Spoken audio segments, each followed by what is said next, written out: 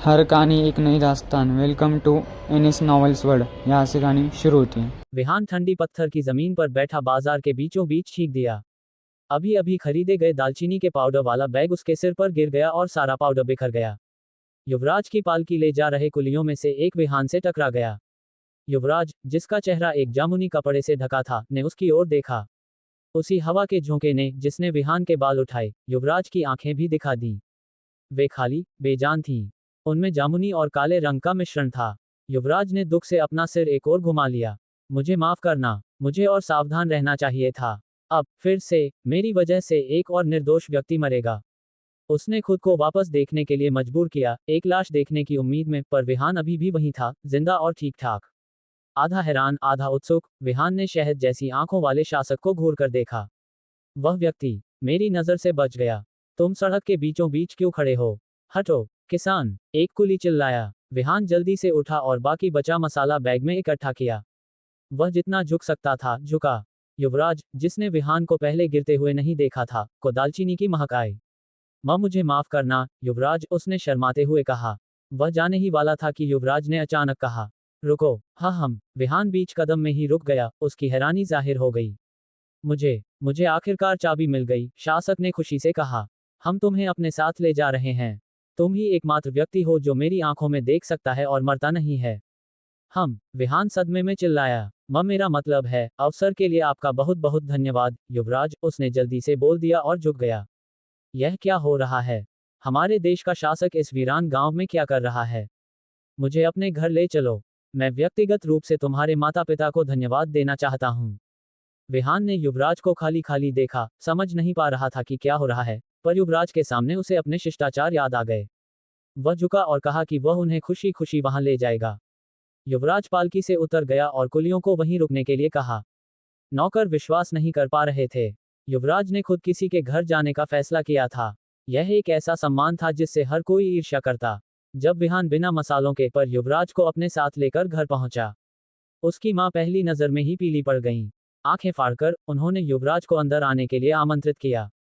विहान के पिता, जो एक स्थानीय अधिकारी थे, ने युवराज को झुककर प्रणाम किया और उनके आने के लिए 100 बार धन्यवाद दिया। थोड़ी देर बाद वे सब चाय के लिए बैठ गए। हे भगवान, विहान की मां ने खुशी से कहा, मुझे पता है कि हमारा बेटा बहुत सारी लड़कियों से ज्यादा सुंदर दिखता है। वह बहुत नाजुक और कोमल है। मैंने सोचा था कि बहुत से लोग उसे पसंद करते होंगे, लेकिन खुद युवराज। यह क्या है, मां? विहान जल्दी से खड़ा हो गया, नाराज होते हुए।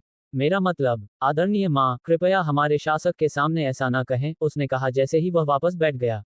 युवराज का हाव भाव अछूता, अनजाना रहा, घूंघट के नीचे छिपा हुआ। ये वैसा नहीं है, युवराज ने शांति से कहा। आपका बेटा मेरे शाप की चाबी निकला। वह चाबी जिसे हम इतने समय से खोज रहे थे। बेटा, मुझे तुम पर बहुत गर्व है। विहान के पिता भी शामिल हो गए, कुछ नाश्ता लाते हुए। तुम हमारे परिवार का गौरव बनोगे। हर कोई ऐसा क्यों व्यवहार कर रहा है जैसे ये पूरी तरह से सामान्य है? क्या मैं ही हूं जिसे नहीं पता कि क्या हो रहा है? विहान ने सोचा। ये लो, युवराज ने मेज पर रखी एक छोटी थैली खोलते हुए कहा। इसे मेरी कृतज्ञता का प्रतीक समझो। ये थैली अकेले हमारे घर से ज्यादा कीमती होगी। क्या वह अपना होश खो बैठे हैं? मैं इतना कीमती नहीं हूं। विहान ने सदमे में सोचा। कृपया आगे बढ़ें और कुछ लें, विहान के पिता ने नाश्ते की ओर इशारा करते हुए जोर दिया। धन्यवाद, पर मैं नहीं लूंगा, युवराज ने संयमित पर विनम्र लहजे में जवाब दिया। ठीक है, मेरी तरफ से बस इतना ही, उन्होंने कहा, फिर सीधे विहान की ओर मुड़े। तुम्हें जो चाहिए ले लो। आज से तुम महल में रहोगे। जजी, युवराज, विहान ने शर्माते हुए बड़बड़ाया, फिर सीढ़ियों की ओर बढ़ा। विहान ऊपर अपने कमरे में गया। उसने पैकिंग शुरू कर दी, उसके पास ज्यादा सामान नहीं था। ये सुंदर आदमी सोचता क्या है? कि वह बस आ सकता है और मुझे किसी वस्तु की तरह उठा सकता है। और मेरे माता पिता भी इस बात पर क्यों सहमत हैं? ये एक चाबी वाली बात क्या है? मैं समझता हूं कि इसका उनकी पारिवारिक शाप से कुछ लेना देना है, लेकिन फिर भी धिक्कार है, मुझे ये पसंद नहीं है, विहान ने जोर से सोचा। खैर, कम से कम तुमने मुझे सुंदर तो कहा, युवराज ने हल्का मजाक करते हुए कहा। हम्फ, अगर तुम बदसूरत होते, तो मैं शायद मना कर देता और बात खत्म हो जाती। विहान ने भावनाओं के आवेग में चिल्लाया, फिर काम गया। उसे बहुत देर बाद एहसास हुआ कि शासक सिर्फ उसके दिमाग में नहीं था। उसका चेहरा लाल हो गया, और वह एक पल के लिए हक्का बक्का होकर जम गया, इससे पहले कि वह पीछे मुड़े। युवराज कमरे के दरवाजे पर खड़ा था। युवराज, मुझे माफ का करना, मैं, विहान हकलाया, तनाव से उसके गाल जल रहे थे। शांत हो जाओ, युवराज ने शांति से कहा। वह बनने का दिखावा मत करो जो तुम नहीं हो। आप यहाँ क्यों आए?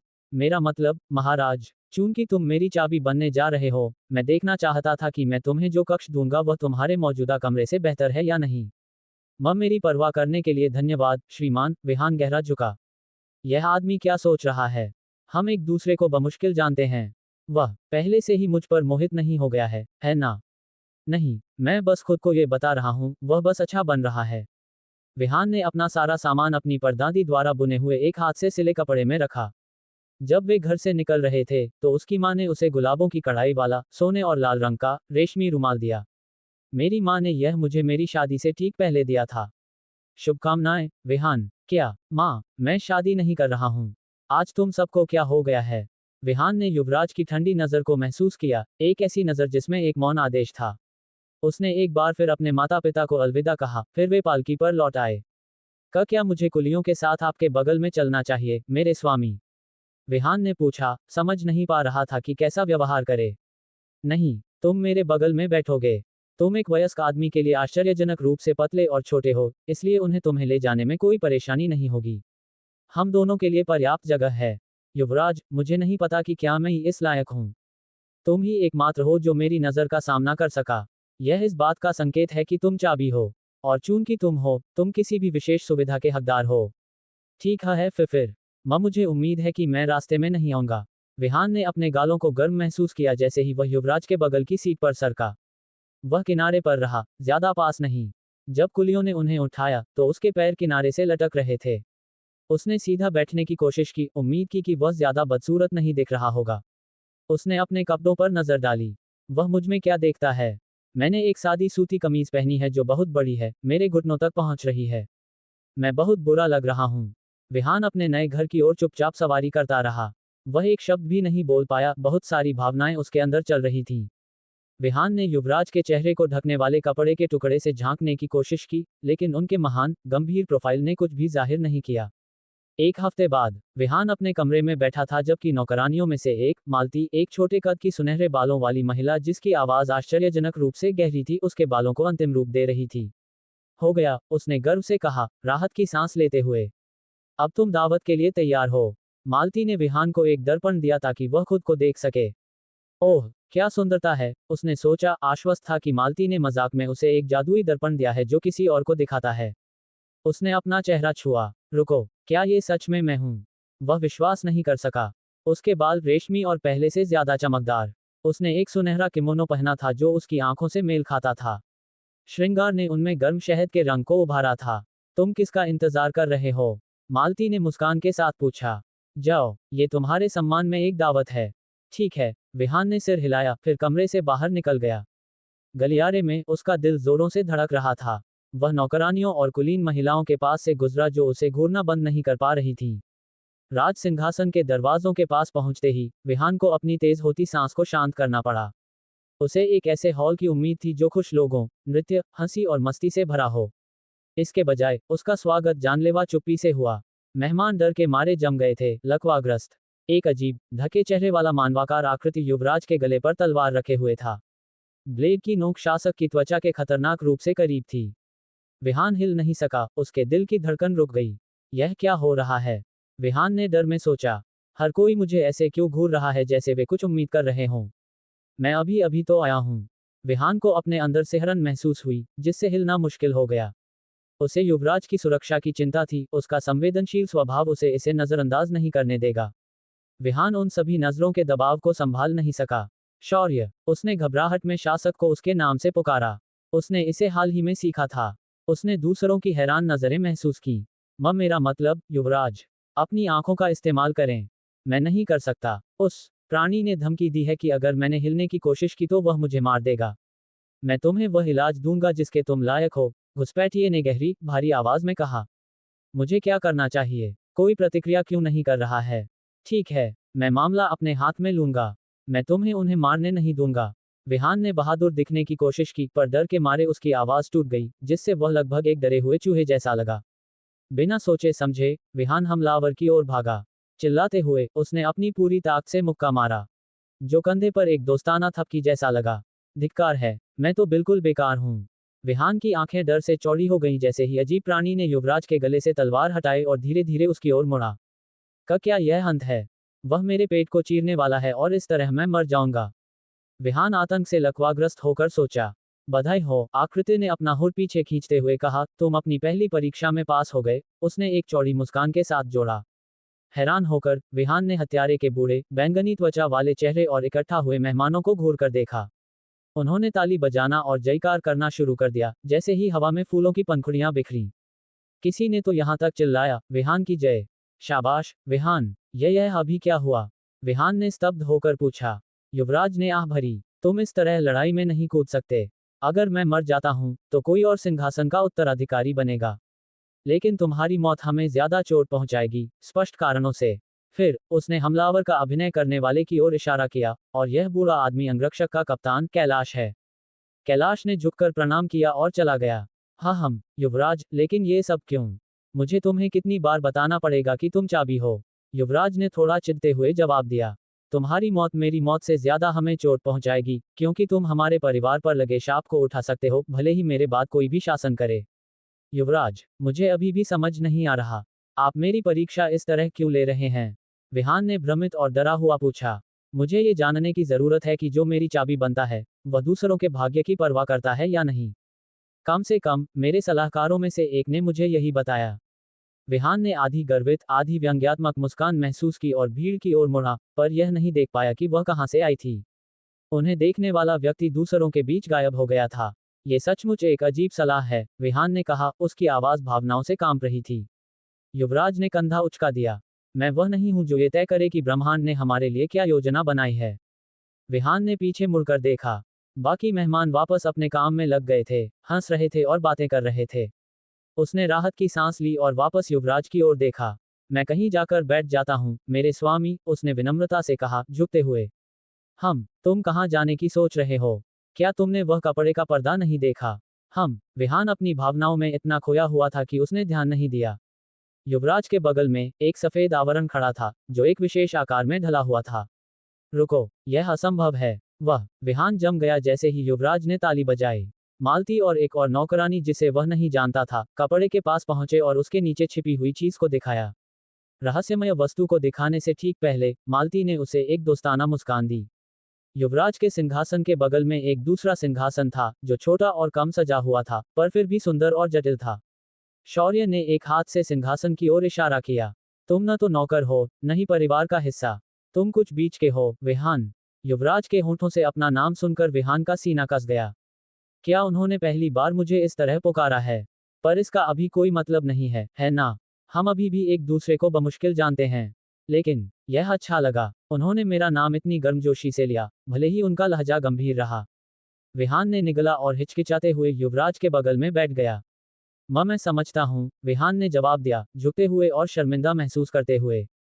विहान, शौर्य ने जारी रखा, मैं चाहता हूँ कि तुम दरबार को दोनों तरफ से समझो।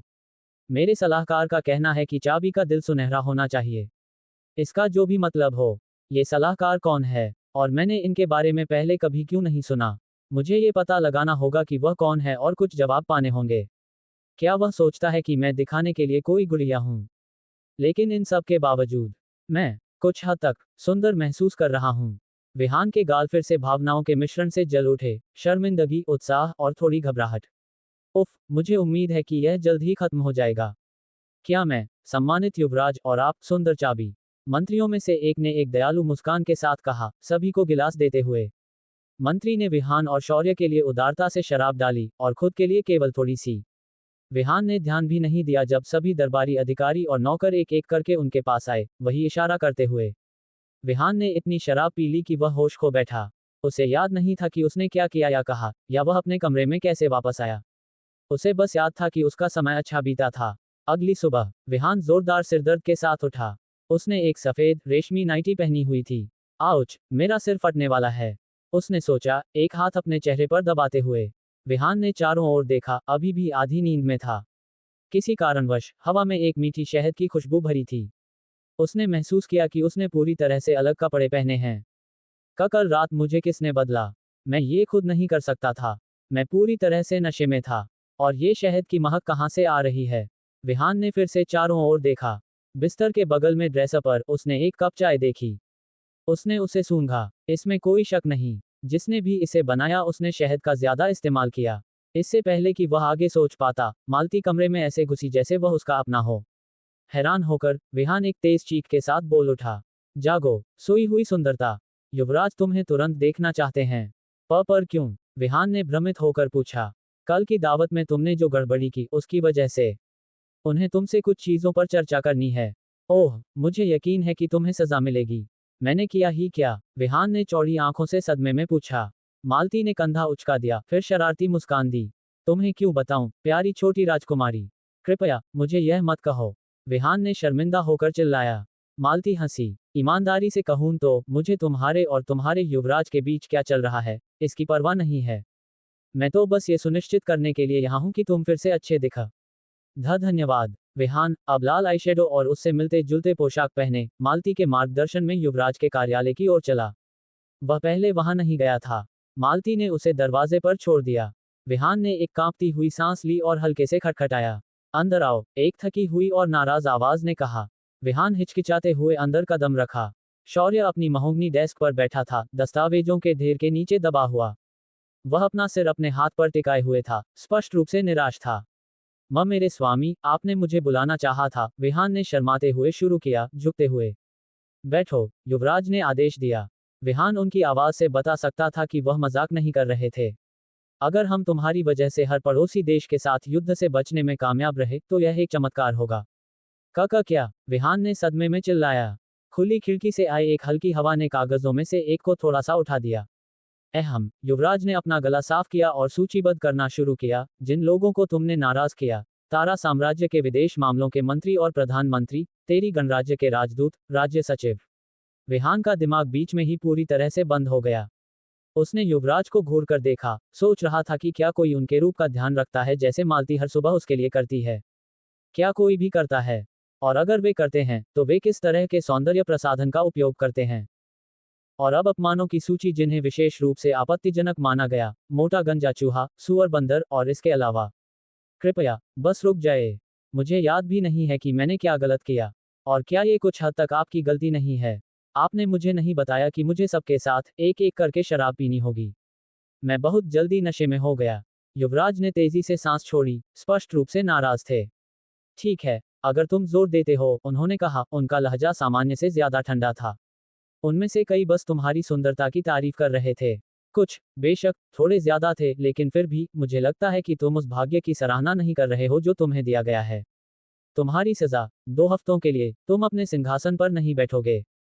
दूसरी, तुम मेरे द्वारा बताए गए सभी लोगों को माफी पत्र भेजोगे। तीसरी, तुम मालती के कर्तव्यों में उसकी मदद करोगे।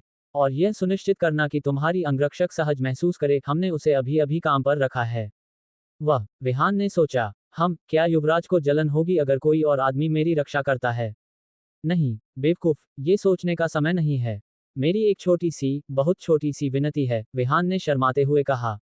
क्या आप मुझे उन सभी राजनेताओं की एक सूची दे सकते हैं? जब आप उनका नाम ले रहे थे तब मैं थोड़ा भटक गया था। शौर्य ने आह भरी। ये यही है, सबसे ऊपर, मेरे दाहिने हाथ पर कागजों का सबसे बड़ा ढेर। एक बार जब तुम इसे ले लो तो तुम जा सकते हो। मुझे थोड़ी आराम की जरूरत है। ओह, ठीक है, मेरा मतलब, जी, मेरे स्वामी। इंतजार किए बिना, विहान ने शौर्य के निर्देशों का पालन किया। उसने आह भरी, फिर वापस अपने कमरे में गया। वहां, दरवाजे के पास खड़ी, उससे लंबी एक मांसपेशी वाली महिला थी। उसके लंबे लाल बाल और बड़ी, काली आंखें थीं। विहान ने देखा कि उसकी एक पूंछ और लाल ड्रैगन जैसे पंख थे। उसने एक काला टॉप और उससे मिलती जुलती पैंट पहनी हुई थी। अरे, तुम वहां, उसने सीधे कहा, वह विहान लड़की कहाँ है जिसकी मुझे रक्षा करनी है? मैं कुछ मिनटों से खटखटा रही हूं और किसी ने जवाब नहीं दिया। वह मैं हूं, उसने फुसफुसाया, थोड़ा हक्का बक्का रह गया। पर तुम तो एक आदमी हो। जरूर, मेरी नाक झूठ नहीं बोलती। खैर, मुझे लगता है। और तुम मुझसे ज्यादा सुंदर दिखते हो। अगर मैं तुम्हें इसके लिए मारना चाहूं तो मैं तुम्हारी रक्षा कैसे करूंगी? धिक्कार है। शांत हो जाओ, गौरी, शांत हो जाओ। गौरी, विहान ने धीरे से कहा। तुमने मेरा नाम कहाँ सुना? उसने पूरी तरह से सदमे में कहा। तुमने अभी अभी कहा। ठीक है, उसने थोड़ा मूर्खतापूर्ण हाव भाव के साथ जवाब दिया। गौरी का हाव भाव थोड़ा गहरा हो गया। क्या कुछ गलत है? विहान ने भ्रमित होकर पूछा। मुझे अभी अभी एहसास हुआ कि मैंने अपनी पहली छाप खराब कर दी। कृपया मुझे एक मौका दो। मुझे बाहर मत निकालो, क्योंकि मेरे पास और कहीं जाने के लिए जगह नहीं है। शांत हो जाओ, मैं इतना कठोर नहीं हूं, उसने जवाब दिया। क्या तुम अंदर आकर चाय पीना चाहोगी? सच में, क्या मैं कर सकती हूँ? उसने आंखें चमकाते हुए पूछा। उसकी ड्रैगन पूंछ अगल बगल हिल गई। तुम क्या हो, एक बड़ा पिल्ला? विहान ने सोचा, आधा अम्यूज्ड आधा अविश्वास में। हाँ कृपया, उसने कहा, दरवाजा खोलते हुए, फिर तुरंत पछतावा हुआ। गौरी बस अंदर भागी और उसके बिस्तर पर कूद गई। वाह, ये बिस्तर अद्भुत है। ये बहुत नर्म है। धन्यवाद, लेकिन शायद। विहान ने पूरा नहीं किया। गौरी तुरंत सो गई। खैर, लगता है हमारी चाय पार्टी खत्म हो गई। अब, अगर मुझे एक पल मिलता है। विहान ने उस सूची को देखा जिसे वह इतनी देर से पकड़े हुए था। उसने स्याही, एक कलम और कागज लाने के लिए एक नौकर को बुलाया। गौरी जागी भी नहीं। वह अपनी डेस्क पर बैठ गया और सोचा कि अपने माफी पत्रों को कैसे लिखा जाए। उसे इतना समय लगा कि पहले से ही अंधेरा हो गया था और उसे एक मोमबत्ती जलानी पड़ी। गौरी जोर जोर से खर्राटे लेती रही।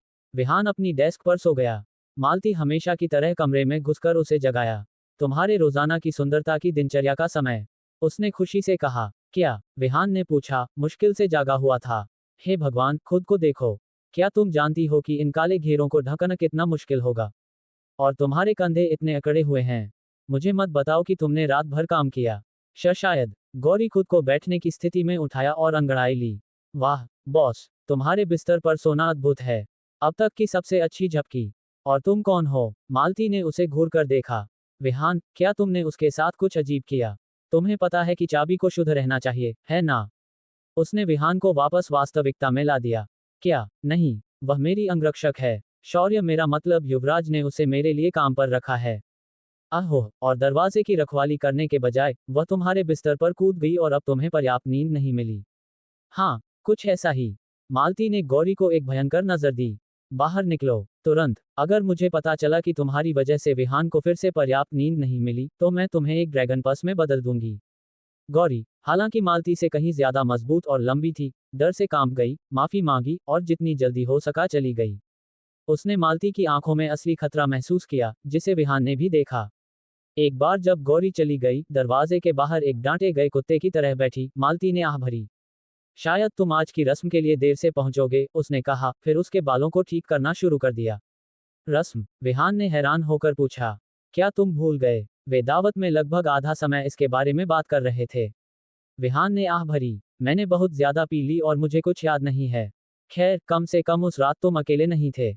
युवराज तुम्हें तुम्हारे कमरे तक छोड़ने आए थे, पर मुझे लगता है कि तुम्हें ज्यादा मजा नहीं आया होगा। वह बहुत जल्दी चले गए। उन्होंने बस मेरे लिए कुछ चाय बनाई। विहान शर्मा गया। हाँ, मुझे पता है, मैं बस तुम्हें चिढ़ा रही हूँ। आखिरकार, मैंने ही तुम्हें कपड़े पहनाए और तुम्हें बिस्तर पर सुलाया। धन्यवाद, विहान ने शर्माते हुए कहा, अपने पैरों को देखते हुए। खैर, आज के लिए वापस तुमने रात भर जागने का फैसला क्यों किया? तुम सच में चाहती हो कि मैं हर शाम तुम पर नजर रखूं? सच में? सही समय। अपनी सुंदरता दिखाने के कुछ मौकों में से एक, बर्बाद, उसने थोड़े उलाहने के साथ कहा। मुझे हमारे युवराज के लिए कुछ कागजी कार्रवाई करनी थी। क्या उसे याद नहीं है? शायद वह जल्दी चली गई। उसे शायद जाना पड़ा होगा। उस रात बाद में, केवल कुलीन और राजनेता ही आसपास थे। इसके अलावा, मेरी उपस्थिति इतनी मायने क्यों रखती है? मालती, मैं तुम्हारी हर उस चीज की सराहना करता हूं जो तुम मेरे लिए कर रही हो, लेकिन मैं दिखाने के लिए कोई ट्रॉफी नहीं हूं। मुझे बस समझ नहीं आता, उसने कहा, निराशा उस पर हावी हो गई। मैं समझती हूं कि यह तुम्हारे लिए आसान नहीं है, मालती ने दयालुता से कहा, लेकिन तुम्हें याद रखने की जरूरत है कि तुम यहाँ छुट्टी पर नहीं आए हो। एक महत्वपूर्ण मिशन वाली चाबी के रूप में भी। क्या तुमने सोचा है कि एक बार जब तुम युवराज का शाप उठा लोगे तो क्या होगा? तुम्हें अभी अपनी स्थिति बनाना शुरू कर देना चाहिए।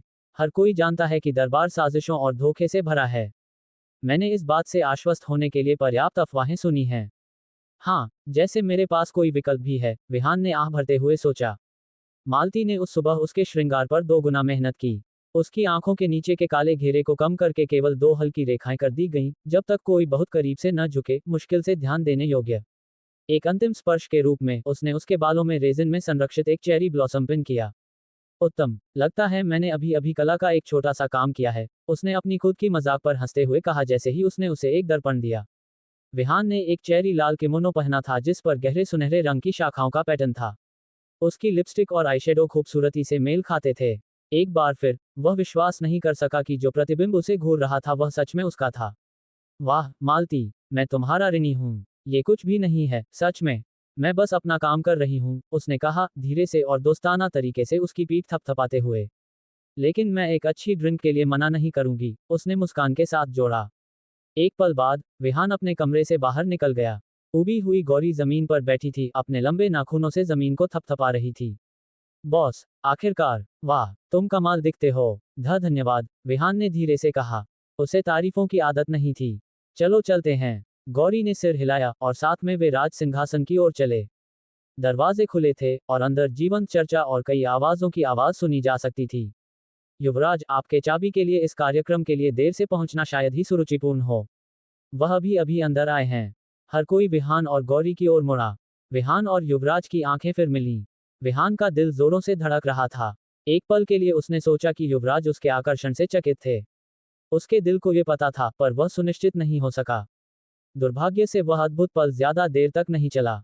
राज सिंहासन में एक जोरदार दुर्घटना की आवाज भरी, जिसके बाद चिल्लाहट हुई। एक लंबा, 4 हाथों वाला पवन देवता सफेद पंखों और लाल त्वचा के साथ हॉल में टूट पड़ा।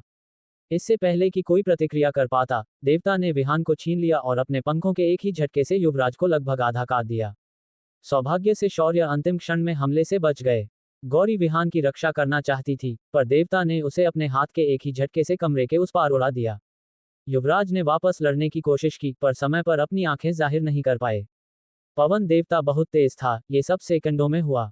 शौर्य, विहान चिल्लाया, उसकी आंखों में आंसू थे, युवराज की ओर पहुंचते हुए। विहान ने संघर्ष किया, काटा और लात मारी, पर इसका कोई असर होने के लिए वह बहुत कमजोर था। संघर्ष के दौरान विहान के बालों में लगा चेरी ब्लॉसम गिर गया। ये चुपचाप फर्श पर गिरा। युवराज शौर्य ने टूटे हुए राज सिंहासन को देखा। सौभाग्य से कोई मरा नहीं। कुछ लोग बुरी तरह घायल हुए थे, पर बस इतना ही था। उनकी नजर विहान के गिराए हुए फूल पर पड़ी। उनके होंठ हल्के से कांप उठे। इन देवताओं ने बहुत दूर कर दिया है। मुझे किसी भूले हुए युग में मेरे पूर्वज द्वारा किए गए किसी काम का प्रायश्चित क्यों करना चाहिए? मेरे शरीर में दर्द, जिसे मैं बचपन से झेल रहा हूं, एक चीज है। पर इतने सालों की तलाश के बाद मेरी नाक के नीचे से चाबी को ले जाना, यह एक अपमान है। शौर्य ने उपस्थित सभी लोगों से माफी मांगी, कहा कि उन्हें अपने भरोसेमंद सलाहकारों से सलाह लेने की जरूरत है। सच तो ये था कि केवल एक ही थी, उनकी बहन, एक जादूगर और एक पैगंबर सलाहकार, जिसका उन्होंने विहान से जिक्र किया था। शौर्य ने एक पिछले मार्ग से राज सिंहासन से बाहर निकले, फिर एक गुप्त मार्ग लिया जो केवल शाही परिवार को पता था। वह सीधे भूमिगत कक्षों में से एक में गए। मंद प्रकाश में लंबे सुनहरे बालों और भूरी आंखों वाली एक महिला इंतजार कर रही थी। उसने हल्के कवच के ऊपर एक चांदी का लबादा पहना था और कमरे के केंद्र में एक बड़े वर्गाकार पत्थर के ब्लॉक पर बैठी थी, जिसका उद्देश्य स्पष्ट था। तुम्हें कुछ भी कहने की जरूरत नहीं है, उसने धीरे से कहा। मैं तुम्हें अंतिम देवता का हथियार दे सकती हूँ जिसने हमारा साथ दिया था, पर यह तुम्हारे शरीर में दर्द को और भी बदतर बना देगा। मैं इसे संभाल सकता हूँ, बहन। मुझे बचपन से ही इसे छिपाने के लिए प्रशिक्षित किया गया है। फिर भी, अगर तुम एक सहयोगी देवता का हथियार लेते हो, तो यह संभव है कि तुम खुद पर कल्पना से परे दर्द लाओगे। अगर तुम चाबी के लिए ऐसा करने को तैयार हो तो। हाँ, उन्होंने दृढ़ता से जवाब दिया। अयामे, हम ज्यादा समय बर्बाद नहीं कर सकते। हर सेकंड मायने रखता है। अयामे ने आह भरी। उनके नाम से पुकारे जाने का मतलब हमेशा होता था कि वह गंभीर थे। ठीक है, अगर तुम पहले से ही उस पर सेट हो, उसने कहा, पत्थर के ब्लॉक से नीचे उतरते हुए। उसके हाथ सुनहरे प्रकाश से चमक उठे। इसके अलावा, शौर्य ने ज्यादा धीरे से कहा, वह पवन देवता सचमुच मेरे तंत्रिका पर चढ़ता है। उसने विहान का अपहरण करने की हिम्मत कैसे की? मैं उसे मार डालूंगा, भले ही मुझे ऐसा करने के लिए आकाश को फाड़ना पड़े। जैसे ही शौर्य ने बात पूरी की, पत्थर 2 हिस्सों में बढ़ गया। एक नीले हिल्ट वाली कटाना, सुनहरे रंग की चमकती हुई, हवा में तैर रही थी। शौर्य ने हिल्ट पकड़ लिया। उन्होंने अपने दांत भींच लिए और दर्द में फुफकार मारी। जन्म से ही उन्हें ऐसा महसूस होता रहा था जैसे उनका शरीर अंदर से जल रहा हो। कोई दवा या उपचार जादू मदद नहीं कर सकता था। शौर्य ने अपना दर्द छिपाना सीख लिया था, एक आदर्श हाव भाव बनाए रखा जो कुछ भी जाहिर नहीं करता था। वह आश्वस्त थे कि चुप्पी और अकेलेपन में दर्द सहना उनका एक हिस्सा बन गया था। फिर भी, उनके सर्वोत्तम प्रयासों के बावजूद, एक चीख निकल गई। भाई, अयामे ने फुसफुसाया, उसकी आवाज चिंता से कांप रही थी। शौर्य ने अपने दांत भींच लिए। विहान के लिए, एक सामान्य जीवन के लिए। अयामे ने अपने भाई को गहरी चिंता और सहानुभूति के साथ देखा। अगर वह चाहती भी तो वह उनकी मदद नहीं कर सकती थी। शौर्य अकेले अपने ही शरीर के खिलाफ लड़ रहे थे। यह अत्याचारपूर्ण पीड़ा से रो रहा था, पर उनका चेहरा शांत रहा। उनकी अनुशासित भावना और इच्छाशक्ति ने उन्हें आगे बढ़ाया। एक लंबी लड़ाई के बाद उन्होंने दर्द पर नियंत्रण हासिल कर लिया। एक बार फिर उन्होंने वह लड़ाई जीत ली। शौर्य ने गहरी सांस ली और अयामे ने उनकी स्थिर मुस्कान को वापस आते देखा। मैं तैयार हूं, उन्होंने कहा। अयामे ने सिर हिलाया, उन्हें शुभकामनाएं दी। शौर्य ने राहत में सांस छोड़ी। राज सिंहासन में वापस युवराज ने अपनी अनुपस्थिति के लिए माफी मांगी और वहां गए जहां विहान की हेयपिन पड़ी थी। फूल में अभी भी उसके इत्र की सुगंध थी। शौर्य ने उसे अपनी तलवार की हिल से नाजुकता से जोड़ा, विहान के बारे में सोचते हुए। विहान की मीठी महक हवा में भर गई। शौर्य में रोष का तूफान उठ गया। विहान जागा, बंधा हुआ और मुंह बंद था। वह एक छोड़े हुए घोंसले जैसा दिखने वाली जगह पर लेटा था। वह हिल नहीं सकता था, अपनी तरफ फंसा हुआ था। उसके सामने केवल बादलों का एक समुद्र और एक पहाड़ की दूर की चोटी फैली हुई थी। मुझे विश्वास नहीं होता कि हजारों वर्षों के बाद चाबी दिखाई दी। मुझे यकीन था कि हमने इसे रोका था, पवन देवता ने कहा जिसने उसे लिया था। वह स्पष्ट रूप से किसी और से बात कर रहा था, पर विहान ये देखने के लिए अपना सिर नहीं घुमा सका कि वह कौन था। मुझे नहीं पता कि हम क्यों परेशान हो रहे हैं, एक दूसरी पुरुष आवाज ने कहा। हम चाबी को नहीं मार सकते जब तक कि हम में से कोई खुद को बलिदान करने को तैयार न हो। मुझे तुम्हें कितनी बार बताना पड़ेगा कि बस इंतजार करो, एक चिड़चिड़ी महिला आवाज चिल्लाई। 5 और साल और हम अनंत गौरव की अग्नि को वापस पा लेंगे। तब हम अपने सिंहासन पर युद्धों से सुरक्षित रहेंगे। 5 सालों में चाबी होशिकाने शाप को ठीक कर सकती है। और तब हमारे पास न तो अग्नि होगी और न ही स्वर्ग में शांति, पवन देवता ने जवाब दिया। लेकिन हम बस चाबी के भूखे रहने का इंतजार कर सकते हैं, है ना? महिला ने फिर से पूछा। लेकिन तब मनुष्यों पर आपदाएं गिरेंगी, प्लेग, अकाल, एक के बाद एक तीसरे देवता ने कहा, उसकी आवाज हल्की सी कांप रही थी। तो क्या वे हमारी और भी ज्यादा प्रार्थना करेंगे? हा हा हा। हम उसे यहाँ छोड़ सकते हैं और सोच सकते हैं कि शौर्य को कैसे कुचलें, देवी हंसी। ज्यादा दूर मत जाओ, पवन देवता ने सख्ती से कहा। उसके भाग्य को सुधारने का मौका खो देना उसे किसी भी चीज से ज्यादा चोट पहुंचाएगा। विहान अब और नहीं सह सका। तनाव ने उसे तोड़ दिया और आंसू उसके चेहरे पर बहने लगे। मुझे इनमें से कुछ भी समझ नहीं आ रहा। शौर्य, कृपया मुझे बचाओ। और जब तुम ऐसा करोगे, हमें सच में बात करने की जरूरत है। अगर मुझे पता ही नहीं है कि क्या हो रहा है, तो मैं तुम्हारी चाबी नहीं बन सकता। इसके अलावा, मुझे नहीं पता था कि देवता इतने क्रूर हो सकते हैं। मैं उनमें से किसी पर भी अब विश्वास नहीं करूंगा। शौर्य, कोई, कृपया मुझे बचाओ। शौर्य रात के अंधेरे में अपने कक्ष से बाहर निकले, जब हर कोई सो रहा था। या उन्होंने ऐसा सोचा। वह एक गोपनीय पलायन चाहते थे, पर गौरी से टकरा गए। मेरे बॉस के बॉस, आप कहाँ जा रहे हैं? उसने सीधे पूछा, फिर युवराज की तलवार देखी। ये स्पष्ट है, उन्होंने कहा, अपनी भावनाओं को नियंत्रित करने के लिए संघर्ष करते हुए। तुम अभी तक क्यों नहीं सोई? मैं नहीं सो सकी। मुझे बहुत बुरा लग रहा है। मैंने काम पर इतना महत्वपूर्ण दिन खराब कर दिया। और इसके अलावा, मैं शौचालय की तलाश में बाहर गई थी और खो गई। ही, उसने थोड़ा शर्मिंदा होते हुए जोड़ा। शौर्य ने आह भरी। तो मैं अपने रास्ते पर चलूंगा। रुको, युवराज, क्या मैं आपके साथ आ सकती हूँ? आखिरकार, विहान मेरा रोजमर्रा का बॉस है, हा हा। नहीं, कृपया। मैंने इतनी बुरी तरह गड़बड़ी की और मैं इसे ठीक करना चाहती हूँ। किसी कारणवश, शौर्य मना नहीं कर पाए। शायद इसलिए कि उसका लहजा और उसकी आंखों में रोशनी निहत्था करने वाली ईमानदारी थी। ठीक है, बहुत बढ़िया, पर केवल एक शर्त पर। तुम मेरे आदेशों का पूरी तरह से पालन करोगी और अपने दम पर आगे नहीं भागोगी। समझ गई, गौरी ने उत्साह से जवाब दिया। बस एक और सवाल, मेरे बॉस के बॉस। हाँ, क्या आप मुझे याद दिला सकते हैं कि शौचालय कहाँ है?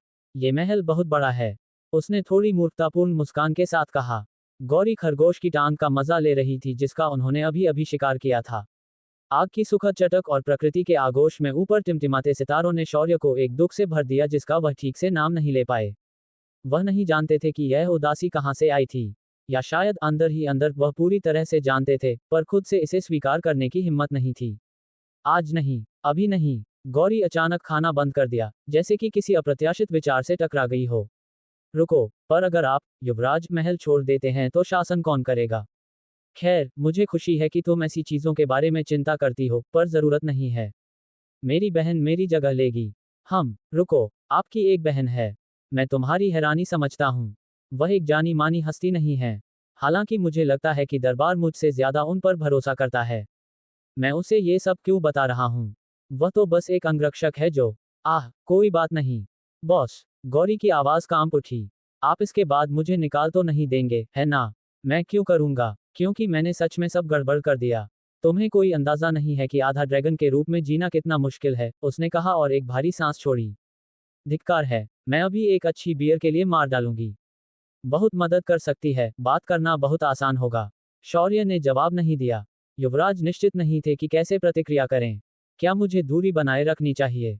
उसे डांटना चाहिए और याद दिलाना चाहिए कि मैं कौन हूं? दूसरी ओर, शायद ये समझने का मौका है कि आम लोग कैसे रहते हैं। आप लोगों के लिए ऊपर सब आसान है। गौरी आगे बढ़ी, एक पुराने दोस्त से बात करने की तरह बोल रही थी, न कि एक युवराज से। मैं जंगल में पली बड़ी। जब मैं शहर जाने लायक हुई, तो मुझे तुम्हारे रिवाजों को खरोंच से सीखना पड़ा।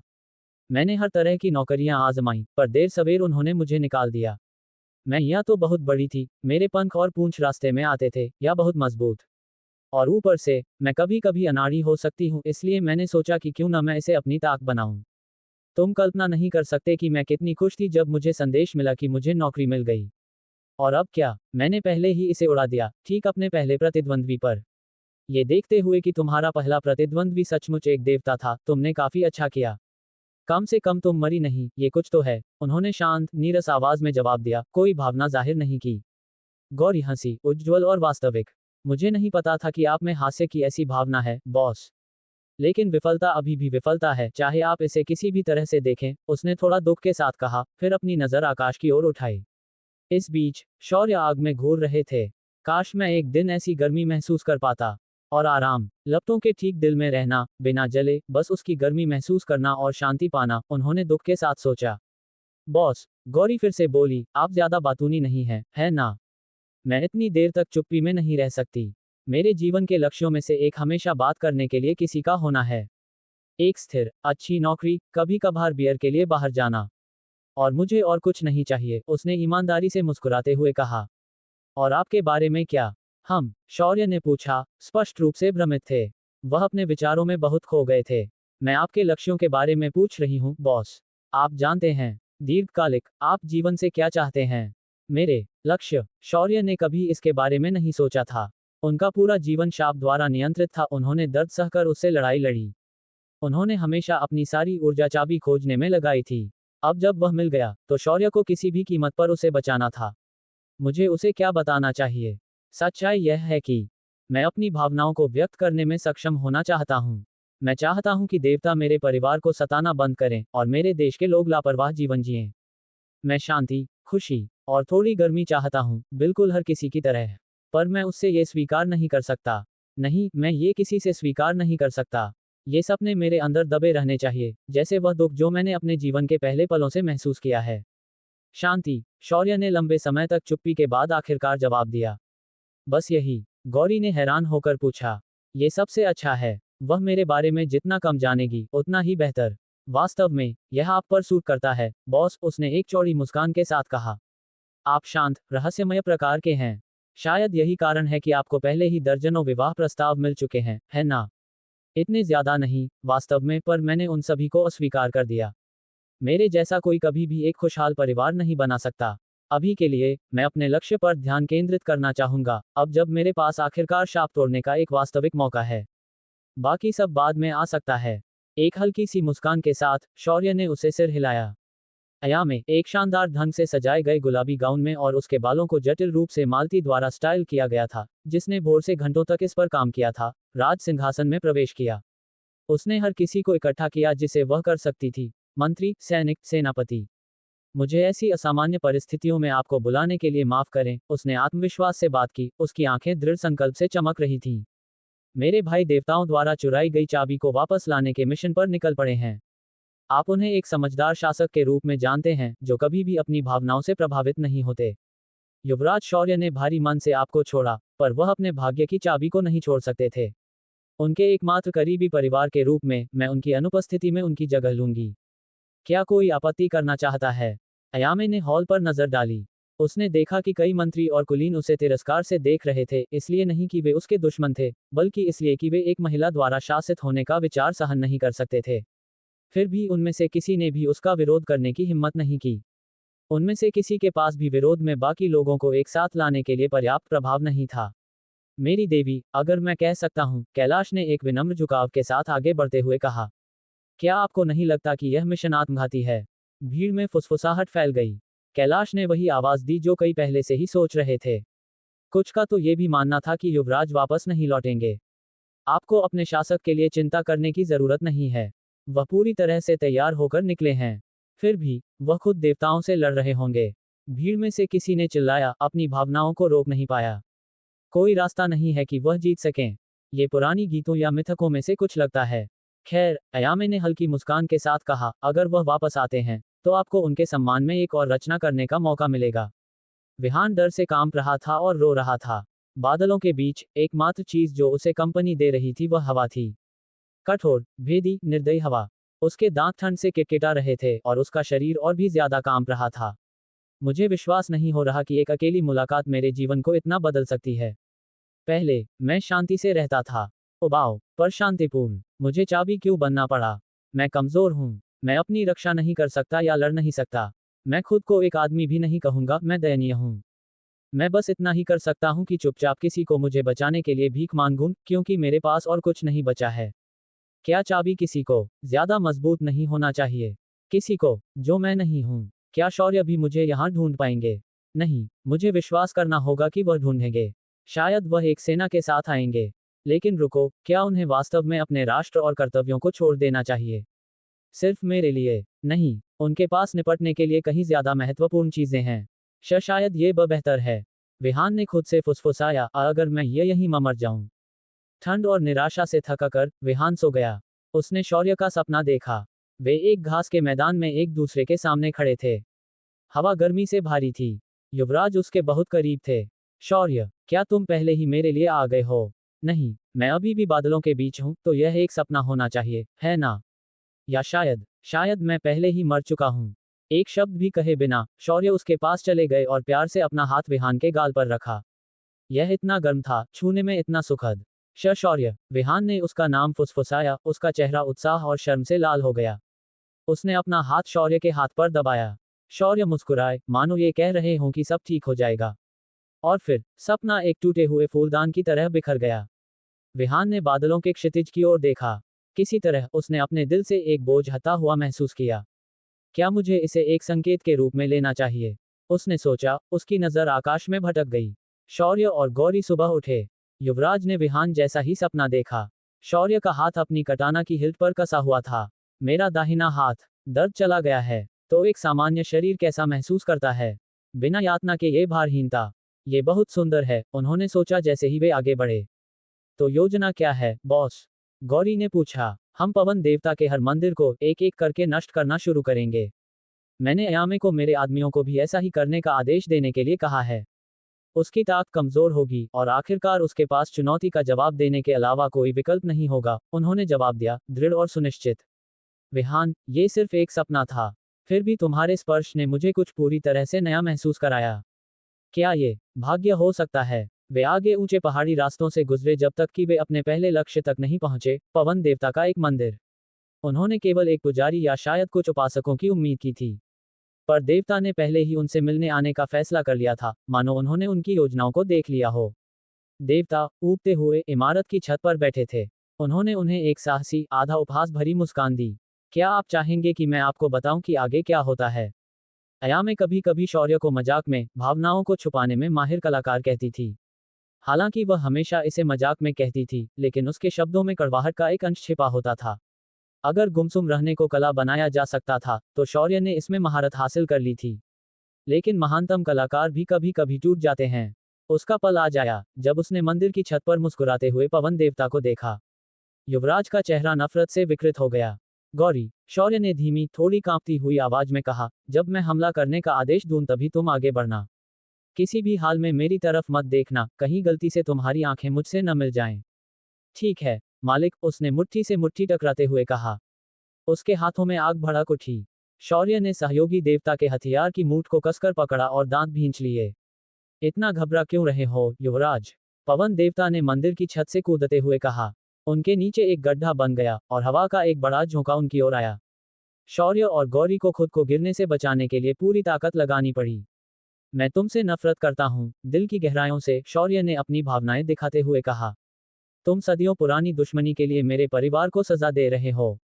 और जब मुझे आखिरकार इस दर्द से छुटकारा पाने का मौका मिलता है, तो तुम उसे मुझसे छीन लेते हो। तुम सब द्वेष से भरे हुए, बेकार प्राणी हो। जो कुछ नहीं जानता, उसके लिए बड़े बोल हैं, देवता ने चिढ़ाते हुए जवाब दिया। क्या तुम्हें पता भी है कि तुम्हारे पूर्वज ने क्या किया था? मुझे तुम्हें बताने दो, युवा शासक। होशिगाने वंश के पहले राजा ने दुनिया की 4 लॉ में से एक चुरा ली थी। ये लॉ हमारे अस्तित्व से भी पहले थी। उन्हें इस दुनिया की व्यवस्था और पदानुक्रम स्थापित करने के लिए बनाया गया था।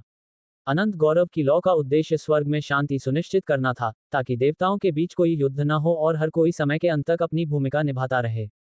अनंत गौरव की लॉ के पहले संरक्षक को कभी संदेह नहीं हुआ कि इंसान कितना धूर्त हो सकता है, और तुम्हारे कुल के पहले राजा ने उसे धोखा दिया। इसी वजह से स्वर्ग में लगातार युद्ध होता रहता है, ज्यादातर लोग पीड़ित हैं, और होशिगाने वंश शुरुआत से ही टोकिकामी साम्राज्य पर शासन कर रहा है। शौर्य, बिजली की गति से अचानक पवन देवता के बगल में था। गौरी का जबड़ा सदमे से लटक गया। देवता, जिसे संदेह भी नहीं था कि उसका सामना इतने कुशल विरोधी से है, अचंभित रह गया। शौर्य ने पीली रोशनी से चमकती हुई कटार को ठीक देवता के गले पर टिका दिया। युवराज का हाथ कांप रहा था, डर से नहीं, बल्कि क्रोध से। ये सब झूठ है, बहाने हैं, क्योंकि तुम बस क्रूर हो। मैंने महल में ऐसी कोई लॉ कभी नहीं देखी, किसी ने मुझे इसके बारे में कभी नहीं बताया। मेरे माता पिता तुम्हारे व्यर्थ श्राप के कारण कम उम्र में मर गए। मुझे एक कारण बताओ कि मैं इसे यहीं और अभी खत्म क्यों न कर दूं, उसने दूसरे हाथ से बैंगनी कपड़े की ओर इशारा करते हुए कहा। देवता उपहास में मुस्कुराया। वह जलता हुआ दर्द जिसे तुम जन्म से महसूस कर रहे हो, वह अनंत गौरव की लौ है। जब तुम्हारे पूर्वज ने इसे चुराया, तो आग उसके शरीर में प्रवेश कर गई। इसने उसके वंशजों को शासन की गारंटी दी, लेकिन दर्द भी दिया जो जन्म लेने वाले हर बच्चे के साथ और मजबूत होता गया।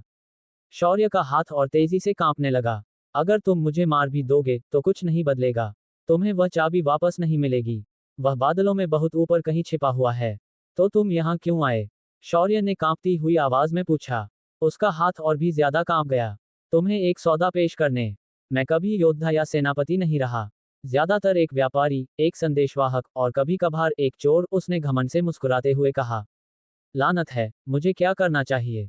मुझे अपने मालिक के आदेशों का पालन करना था, लेकिन मैं यहाँ खड़े होकर कुछ नहीं कर सकता। सोचो, गौरी, सोचो। जैसे ही अर्ध ड्रैगन हमला करने वाली थी, शौर्य ने तलवार को वापस म्यान में डाल लिया। उसने अपनी आंखों को ढकने वाले कपड़े को छुआ और उसे और कस लिया। अगर तुम झूठ बोल रहे हो, तो मैं बिना किसी हिचकिचाहट के तुम्हें मार दूंगा। आराम से, आराम से।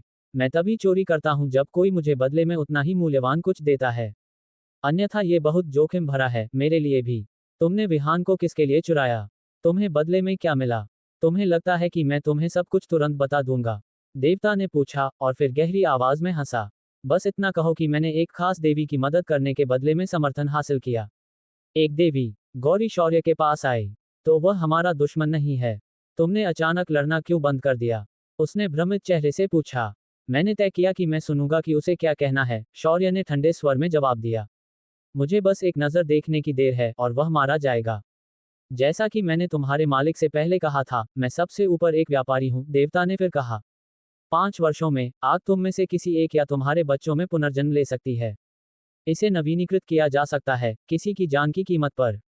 सौदा सरल है, मैं तुम्हें तुम्हारी चाबी वापस देता हूं, तुम 5 साल इंतजार करते हो। चाबी उस व्यक्ति की मौत को रोकने में सक्षम होनी चाहिए जिसमें आग का पुनर्जन्म हो सकता है। ये काफी नहीं है, शौर्य ने कहा। क्या तुम समझते हो कि मैं इतना बेवकूफ हूं? मैं तुम सभी को एक एक करके मारकर ज्यादा हासिल करूंगा। देर सबेर मैं स्वर्ग को 2 हिस्सों में फाड़ दूंगा और आकाश के उस छेद से देखूंगा कि विहान कहाँ है।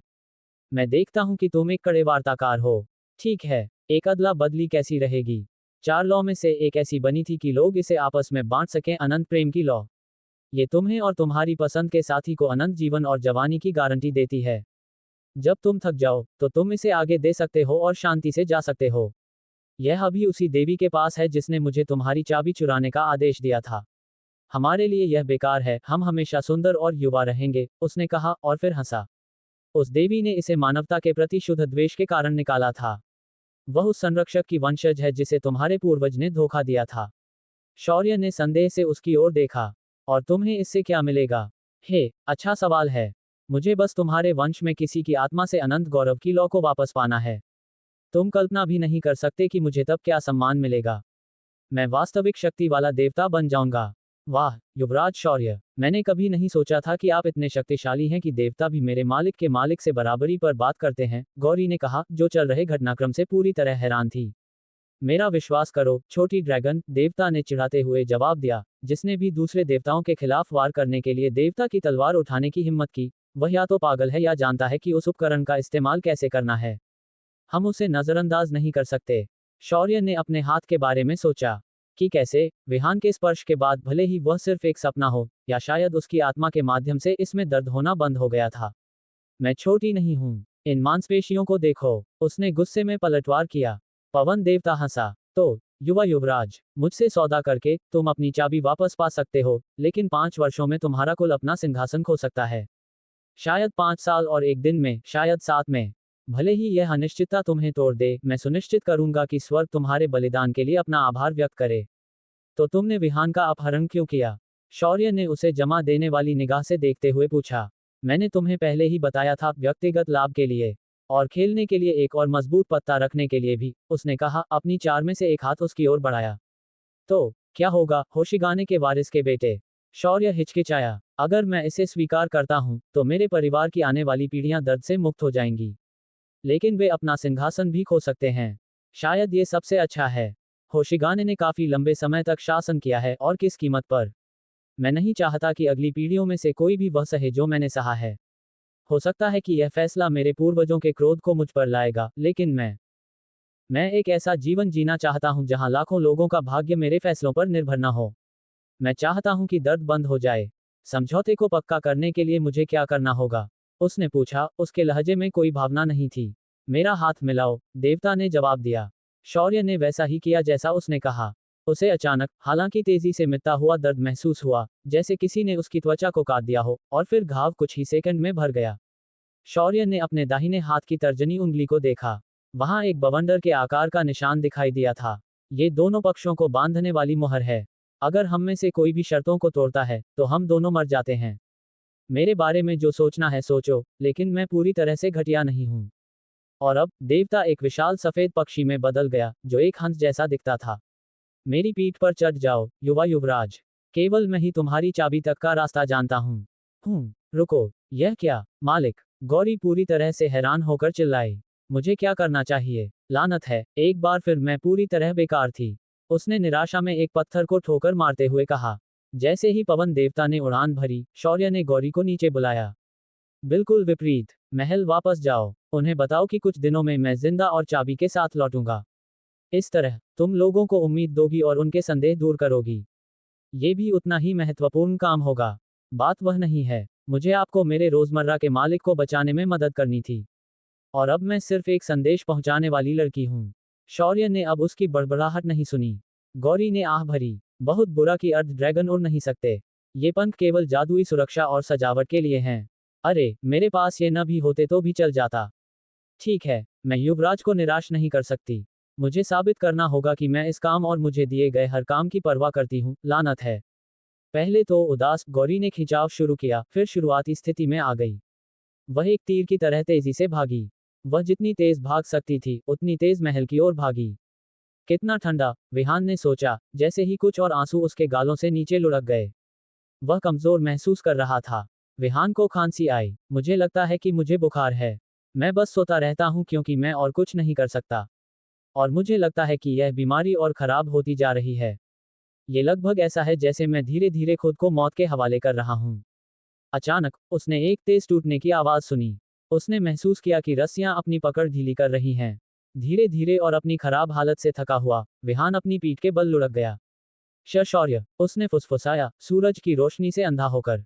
तभी उसने ठंडी, हड्डीदार उंगलियों को अपनी गर्दन पर दबा हुआ महसूस किया। लानत है, मुझे सब कुछ खुद ही करना पड़ता है। एक महिला की आवाज उसके ऊपर आई। उसने उसे पहचान लिया। ये वही देवी थी जिसने पहले पवन देवता से बात की थी। उसने उसे करीब से देखा। उसके छोटे, सीधे भूरे बाल और बड़ी लाल आंखें थीं।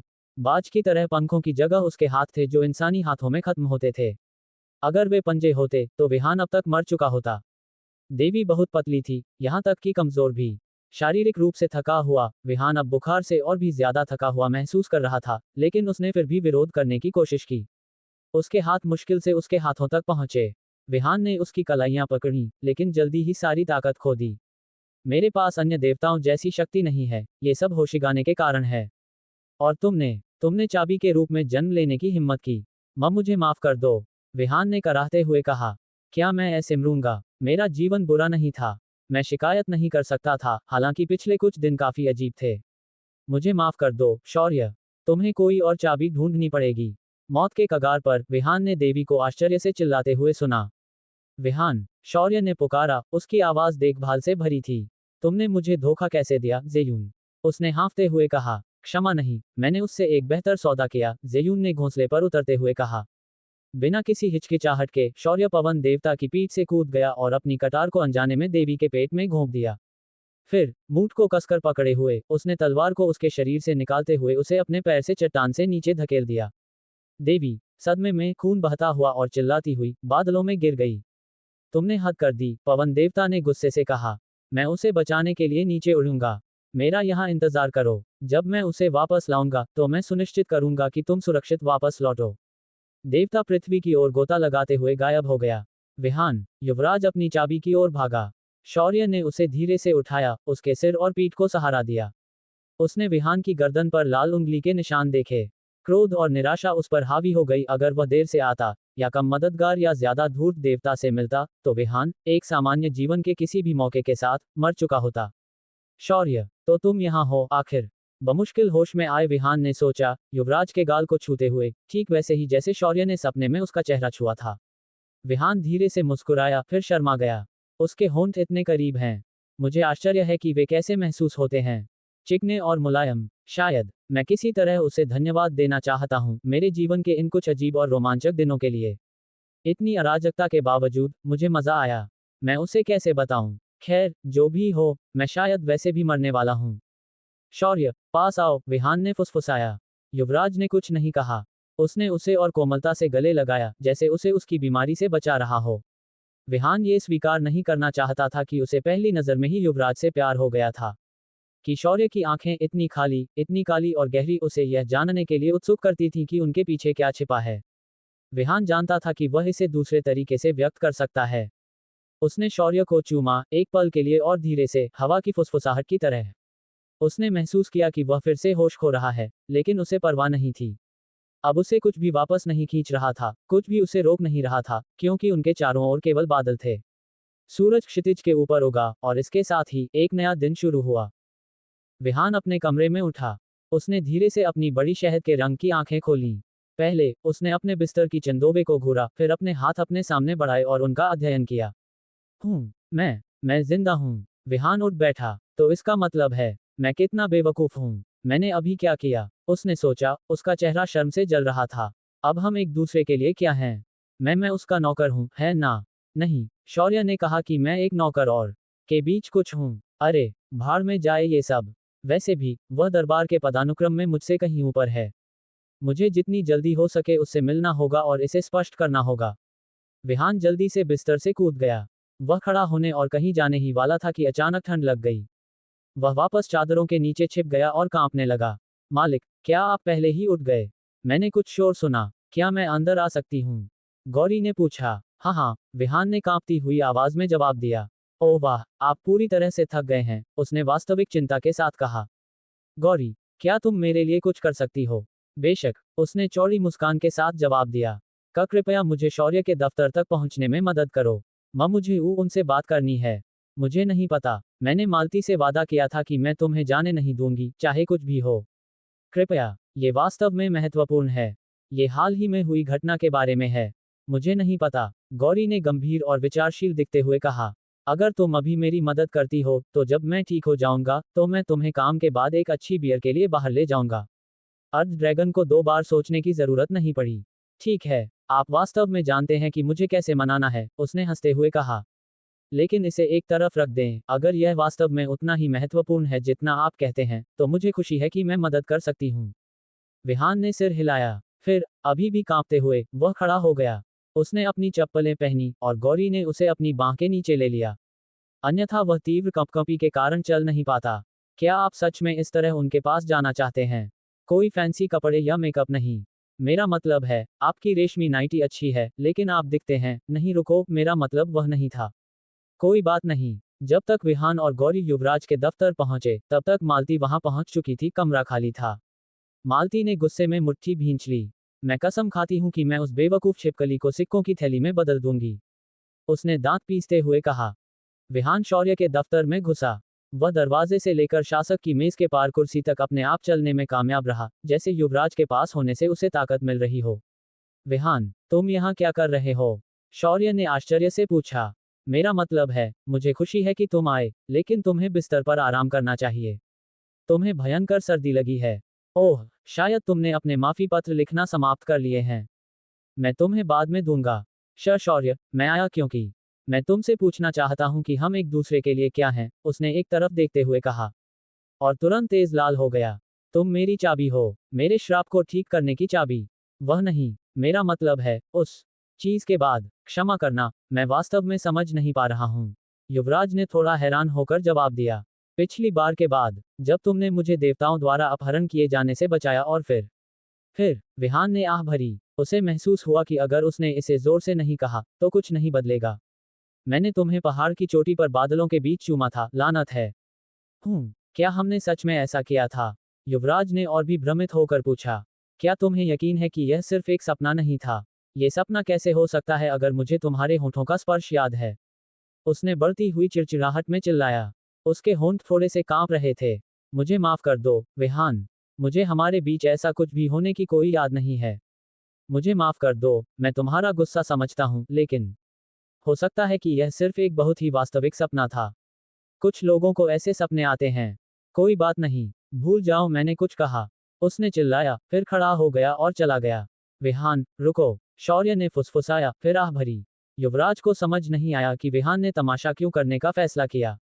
बिना ज्यादा सोचे, वह अपने इंतजार कर रहे कागजात पर वापस चला गया। विहान दरवाजे से टिक गया। उसने सिसकना शुरू कर दिया। मालिक, क्या आप ठीक हैं? मोटे, दुख भरे आंसू उसके गालों से बहने लगे। हाँ, वह हमारे पहले चुंबन के बारे में कैसे भूल सकता है? तो क्या वह सब व्यर्थ था? मुझे परवाह क्यों है? मालिक, मुझे माफ कर दो, लेकिन आपकी वर्तमान स्थिति में ये तरीका तेज होगा। अफसोस है कि मैंने पहले इसके बारे में नहीं सोचा। गौरी ने विहान को उठाया और उसे उसके कमरे तक ले गई। विहान ने रोने को रोकने की कोशिश की ताकि शौर्य सुन न ले। जब वे कमरे में पहुंचे, तो मालती पहले से ही अपने हाथ में एक कड़ाही लेकर इंतजार कर रही थी। वह गौरी को उससे सजा देने वाली थी, लेकिन तभी उसने विहान को देखा। गौरी ने धीरे से उसके पैर नीचे किए। क्या हुआ? मालती ने चिंतित होकर पूछा। वह शौर्य के पास इतनी बुरी तरह जाना चाहता था, मैं मना नहीं कर सकी, लेकिन फिर वह रोते हुए बाहर आया और विहान के अंदर कुछ टूट गया। उसे याद नहीं है। उसे हमारा पहला चुंबन याद नहीं है। वह भावनाओं के आवेश में अपनी पूरी आवाज में चिल्लाया, फिर दिल खोलकर रोया। मालती और गौरी ने उसे किसी तरह सांत्वना देने की कोशिश की। विहान के स्वास्थ्य को लेकर चिंतित, मालती ने उसे वापस बिस्तर पर जाने का सुझाव दिया। एक पल बाद, नौकरानी ने उसे गर्दन तक अच्छी तरह से ढंक दिया।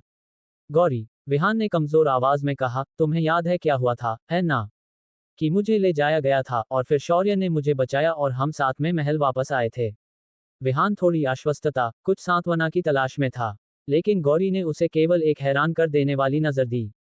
माफ करना, मालिक, मुझे ऐसा कुछ याद नहीं आ रहा है। विहान, इसे संभाल न पाने के कारण, घबरा कर हंसा।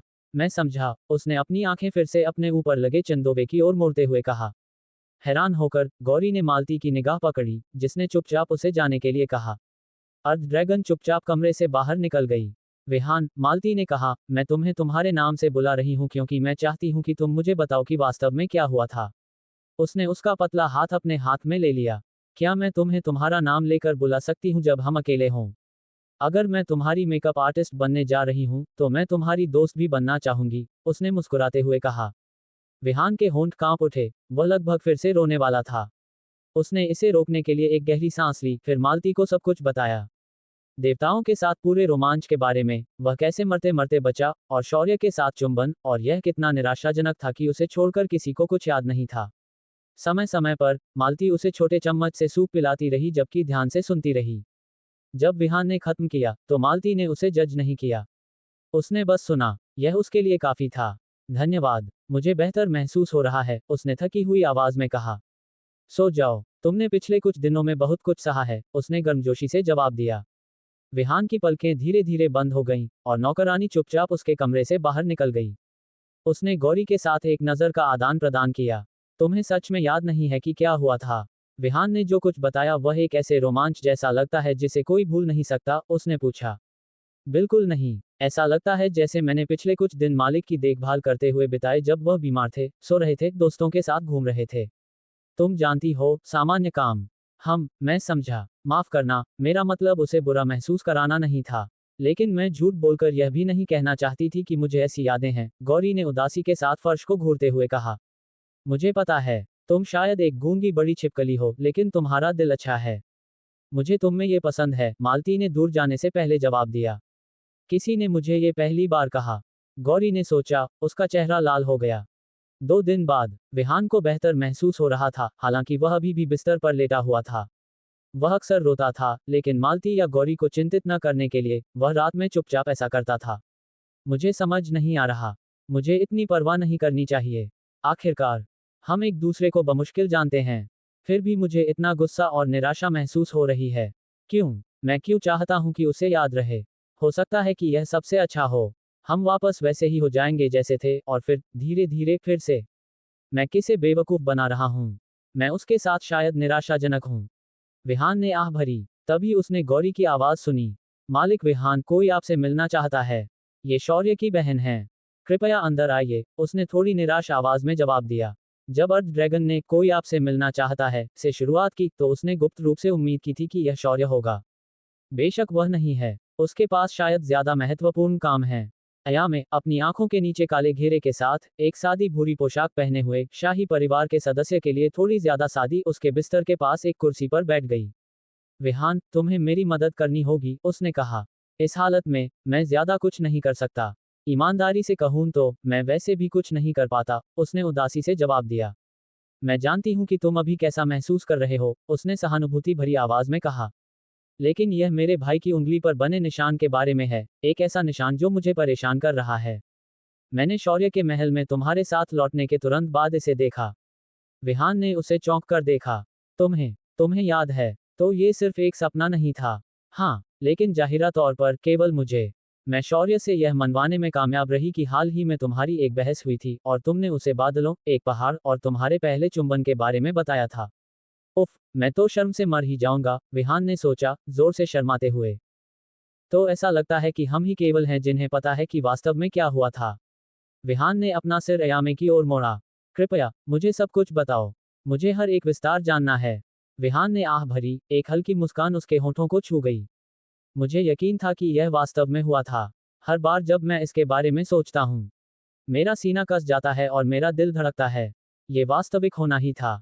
यह अजीब है, लेकिन अद्भुत भी कि आश्वस्तता और राहत किसी ऐसे व्यक्ति से आई जिसे मैं मुश्किल से जानता हूँ। विहान ने उसे अपने दृष्टिकोण से सब कुछ बताया। उसने देवताओं की बातचीत के बारे में बताया, वह कैसे लगभग मर गया, और शौर्य ने उसे कैसे बचाया। पवन देवता, वह चिल्लाई, मेरे भाई को इतना लापरवाह क्यों होना पड़ा? मैंने उसे कितनी बार चेतावनी दी थी। भविष्यवाणी, वह इसे पूरी तरह से भूल गया। उसमें कहा गया था, हवा पर भरोसा मत करना। उसने ऐसा सौदा करने का फैसला क्यों किया? विहान ने उसे उत्सुकता से देखा। उसने देखा कि हालांकि अयामे बीमार नहीं लग रही थी, लेकिन उसका चेहरा उसके अपने से ज्यादा थका हुआ लग रहा था। क्या तुम ठीक हो? विहान ने चिंतित होकर पूछा। तुम मेरी बीमारी से भी बुरी बीमारी से गुजरी लगती हो। ओह, माफ करना, ये बस। तुम जानते हो, शौर्य की आंखें शापित हैं और उसे लगातार शारीरिक दर्द महसूस होता है, लेकिन मेरा मानसिक पीड़ा है। मुझे भविष्य की झलकियां मिलती हैं, लेकिन हर रात मैं ऐसे बुरे सपने और आघात देखती हूं जो मेरे नहीं हैं। तुम ये भी जानना नहीं चाहोगे कि राक्षसों और देवताओं के बुरे सपने कैसे होते हैं, उसने कहा, डर से उसकी आवाज कांप गई। मुझे नहीं पता था कि देवताओं और राक्षसों से भी बदतर चीजें थीं, विहान ने विचारपूर्वक बुदबुदाया। फिर उसकी निगाह वापस चंदोबे की ओर चली गई। रुको, क्या उसने कहा कि शौर्य पीड़ित है? क्या इसलिए वह इतना ठंडा है? तुमने कहा कि शौर्य को दर्द महसूस होता है। क्या तुम मुझे इसके बारे में बता सकती हो? मैं इस पर ध्यान केंद्रित करना चाहूंगी कि पवन देवता के बारे में क्या करना है, लेकिन ठीक है।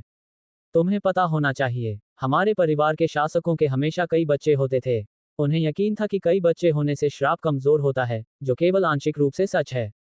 अगर तुम्हारे एक पीढ़ी में कई बच्चे हैं तो श्राप का प्रभाव उनमें फैल जाता है, लेकिन अगली पीढ़ी में ये दोगुना मजबूत होकर लौटता है, जिससे तुम्हारे पोते पोतियां पहले किसी से भी ज्यादा यातना से गुजरते हैं। यह एक अटूट चक्र है। उद्धरण चिन्ह। उसने उदासी से फर्श को घूरते हुए कहा। ओह, उस बकवास के लिए माफ करना। वैसे भी मुख्य विषय पर वापस आते हैं। मैं बहुत भाग्यशाली थी, लेकिन शौर्य, जब वह छोटा था तो वह दर्द से हर दिन रोता था। उसने धीरे धीरे इसके साथ जीना सीख लिया। 7 साल की उम्र से मैंने उसे फिर कभी रोते हुए नहीं सुना। वह कोई कलंक या बोझ नहीं बनना चाहता था। तुम कल्पना कर सकते हो कि अगर उसे रोता हुआ युवराज कहा जाता तो उसे किस तरह के अनादर का सामना करना पड़ता। शौर्य, मुझे माफ कर दो। मुझे नहीं पता था। मैंने सोचा कि तुम बस दूर रहते हो। क्या तुम्हारा चेहरा एक मुखौटा है जिसे तुमने पहनना सीखा, या क्या ठंड ने तुम्हारे अंदर के कुछ हिस्से को चुरा लिया? शायद एक दिन मुझे पता चलेगा। मेरे साथ यह साझा करने के लिए धन्यवाद, विहान ने अयामे की ओर मुड़ते हुए जवाब दिया। विहान, अयामे ने एक पल बाद गंभीरता से कहा, शौर्य ने जो किया वह आवेगपूर्ण था, उसके जैसा नहीं था, लेकिन मैं समझती हूँ कि वह तुम्हें किसी भी कीमत पर बचाना चाहता था। मुझे नहीं पता कि पवन देवता ने उसे क्या पेशकश की, लेकिन हमारा श्राप चाबी के जादू के अलावा किसी और चीज से नहीं टूट सकता। इसका मतलब एक ही चीज है। चूंकि हम ही केवल हैं जिन्हें याद है कि क्या हुआ था, हमें पवन देवता को धोखा देना होगा। तुम्हें सच में उससे मिलना चाहिए और उसे खुश करना चाहिए। लानत है, कई दिन हो गए और तुम अभी भी उससे मिलने नहीं गए हो। मुझे नहीं पता कि तुम दोनों के बीच क्या हुआ, लेकिन उसे इस तरह देखकर मुझे रोना आता है। मालती ने आखिरकार शौर्य को डांटना बंद कर दिया। वह उसे एक दुर्व्यवहार करने वाले बच्चे को मां की तरह फटकार रही थी। युवराज ने इसकी अनुमति दी क्योंकि वह उसकी बहुत ऋणी था।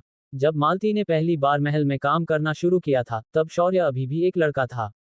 उसने उसे अपनी भावनाओं को नियंत्रित करना सिखाया था और उसकी मां के मरने के कगार पर होने के दौरान उसकी अपनी संतान की तरह देखभाल की थी। युवराज ने आह भरी। ठीक है, मैं करूंगा, उसने सपाट रूप से कहा। लेकिन अब कृपया मुझे अपना काम खत्म करने दो। मालती अपनी कुर्सी से खड़ी हुई और अपनी हथेली को मेज पर दे मारा। शौर्य की आंखें पहले उसकी थोड़ी मोटी हथेली पर गईं, फिर आश्चर्य में उसके चेहरे के भाव पर। वह चेहरा जिसे वह बरसों से बहुत अच्छी तरह से जानता था। अगर तुम अभी यह नहीं करोगे तो मैं तुम्हारी पिटाई करूंगी। बेशक, मालती ने कभी एक नौकरानी के रूप में उस पर हाथ नहीं उठाया था, लेकिन वह एक नज़र हमेशा उस पर काम करती थी। यह इंतजार कर सकता है। कुछ मिनटों से तुम मर नहीं जाओगे। सबसे बुरी स्थिति में तुम कुछ कम कागजों पर मुहर लगाओगे, बड़ी बात नहीं है। तुम्हारे पिता आधे अधूरे मन से दस्तावेजों पर मुहर लगाते थे और किसी तरह काम चलता था। हाँ, और फिर मुझे देश को आर्थिक संकट से बाहर निकालना पड़ा, शौर्य ने तेजी से जवाब दिया। ठीक है, अगर तुम वह ठीक कर सकते थे तो अपनी चाबी के लिए कुछ मिनट निकालने से साम्राज्य ढह नहीं जाएगा। लगता है मेरे पास मना करने के लिए कोई तर्क नहीं बचा है। शौर्य अपनी मेज से खड़ा हो गया। उसने मालती से अयामे की जांच करने के लिए कहा, क्योंकि उसकी हालत उसे हाल ही में चिंतित कर रही थी। विहान अपने शीशे के सामने बैठा अपने बाल संवार रहा था। पिछले कुछ दिनों में इतना कम खाने के बाद मेरा वजन और कम हो गया है। शायद मैं बहुत पतला हो गया, लेकिन मुझे अपना शरीर पसंद है। मालिक, युवराज आपसे मिलने आए हैं। विहान ने आश्चर्य से लगभग अपना ब्रश गिरा दिया। इतनी अचानक? धत, मैं बिल्कुल तैयार नहीं हूं। उसने नीचे देखा। उसने एक तंग, रेशमी गुलाबी लबादे के अलावा कुछ नहीं पहना था। मैंने और कुछ नहीं पहना है, मैं अभी नहाकर निकला हूं। मैं इस तरह उसका सामना नहीं कर सकता। लेकिन मेरे पास कपड़े बदलने का समय नहीं है। लानत है, मैं क्या करूं? मैं मना नहीं कर सकता या देरी नहीं कर सकता। जब शौर्य ने आखिरकार आने का फैसला किया, अंत में विहान ने फिर भी युवराज को अंदर आने के लिए आमंत्रित किया। तुम कैसा महसूस कर रहे हो? शौर्य ने पूछा। उसकी आंखें विहान के लंबे, अभी भी थोड़े नम बालों पर गईं। विहान उसकी ओर मुड़ा, फिर खड़ा हो गया। लबादा खिसक गया, जिससे उसका एक चिकना, नाजुक पैर दिखाई दिया, लेकिन विहान ने ध्यान नहीं दिया। पहली बार शौर्य शर्मिंदगी से शर्मा गया। क्या हुआ? क्या तुम्हें भी बुखार है? पिछली बार जब मैं आया था तो मैंने तुम्हें अपनी सर्दी नहीं दी, है ना? विहान ने करीब आते हुए और अपना हाथ शौर्य के माथे पर रखते हुए पूछा। मैं उसकी चिंता क्यों कर रहा हूँ? मैं किसे बेवकूफ बना रहा हूँ? मैं जानता हूँ कि उसने मुझे बचाने के लिए कितना जोखिम उठाया। अयामे की बदौलत, मुझे अब यकीन है कि यह सिर्फ एक सपना नहीं था। वह बात नहीं है, शौर्य ने अपनी सामान्य शांत आवाज में जवाब दिया। विहान के ताजे धोए गए शरीर की फलों जैसी सुगंध शौर्य की ओर बह गई, गर्म और मीठी। तो फिर क्या है? विहान ने अपने लबादे पर नीचे देखा, उसके गाल जल रहे थे। घबराकर, उसने इसे बंद करने के लिए खींचा, उस चीरे को छुपाने की कोशिश की जो उसके पैर को जांघ तक दिखा रहा था। गंभीरता से, तुम कहाँ देख रहे हो? विहान की आवाज ऊंची हुई, आधा मजाक करते हुए, आधा कुछ नर्म में जिसे वह नाम नहीं दे सकता था। नहीं, ऐसा नहीं है। शौर्य हकलाया, घबराया हुआ। वह नहीं जानता था कि कैसे जवाब दे। केवल विहान के साथ शौर्य घूंघट हटा सकता था। केवल विहान ही उसके चेहरे को कपड़े के पीछे नहीं देख सकता था। शौर्य की गहरी काली बैंगनी आंखें उसे चुपचाप देख रही थीं। उनके बीच चुप्पी छाई रही, जिससे विहान थोड़ा घबरा गया। मैं चाहता हूं कि उसे याद रहे। मैं चाहता हूं कि वह याददाश्त उसके पास वापस आ जाए। मैं चाहता हूं कि वह लंबे समय तक उसके दिल में रहे। मैं चाहता हूं कि वह वही गर्मी महसूस करे। एक पल बाद, विहान ने अपने मन की बात कहने का फैसला किया। शौर्य, उसने उसका हाथ कोमलता से पकड़ते हुए कहा, केवल मुझे और अयामे को याद है कि क्या हुआ था, लेकिन मैं सुनिश्चित करूंगा कि तुम्हें भी याद आए। मैं नहीं चाहता कि तुम उस अद्भुत पल को भूलो, तुम सुन रहे हो। शौर्य की आंखें आश्चर्य से चौड़ी हो गईं। जिस पल विहान के हाथ ने उसे छुआ, उसके हाथ का दर्द रुक गया। उसके हाथ इतने छोटे और नाजुक हैं, लेकिन जब वे मेरा हाथ पकड़ते हैं, तो ऐसा लगता है जैसे मैं हमेशा से जिस घर की कामना करता था, उसका आराम मिल गया हो। एक ऐसी आग जो तुम्हें जलाती नहीं है। अचानक, शौर्य ने अपना दूसरा हाथ अपने माथे पर उठाया, भौहें सिकुड़ते हुए। एक तेज माइग्रेन उसे अचानक लगा और उसके साथ ही, एक सपने की याद। वह विहान के गाल को छू रहा था और उसके तुरंत बाद विहान ने अपना हाथ शौर्य के हाथ पर रख दिया। यह क्या है? क्या ये सच में हुआ था?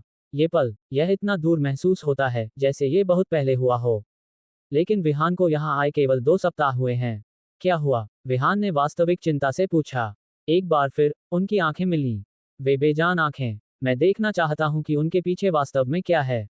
पहले तो यह अजीब लगा, लेकिन जब हम बाजार में मिले थे, किसी चीज ने मुझे उनकी ओर खींचा। उस खालीपन में क्या छिपा है, शौर्य? विहान ने खुद पर नियंत्रण खो दिया। उनके होंठ खतरनाक रूप से करीब थे। वह दूर मुड़ा, उसके गाल लाल हो रहे थे, उसकी आंखें प्रशंसा से चमक रही थीं। मुझे माफ कर दो, युवराज। मुझे नहीं करना चाहिए। ठीक है, शौर्य ने अपना हाथ छूते हुए कहा। एक और याद वापस आई, विहान ने उसे सपने में ठीक किया। दर्द बाद में वापस आया, केवल अब विहान के स्पर्श से फिर से गायब हो गया। फिर, एक और मजबूत माइग्रेन ने शौर्य को मारा। मुझे माफ कर दो, विहान। मुझे अब जाना होगा। मेरे सिर में अचानक तेजी से दर्द होने लगा है। मैं कुछ दवा लूंगा और काम पर वापस जाऊंगा। ठीक है, विहान ने जवाब दिया, उसकी आवाज भावनाओं से कांप रही थी। बाहर निकलते समय, शौर्य ने विहान की मेज पर कागजों के ढेर को देखा। क्या वे माफी पत्र हैं? क्या तुमने उन्हें खत्म कर लिया?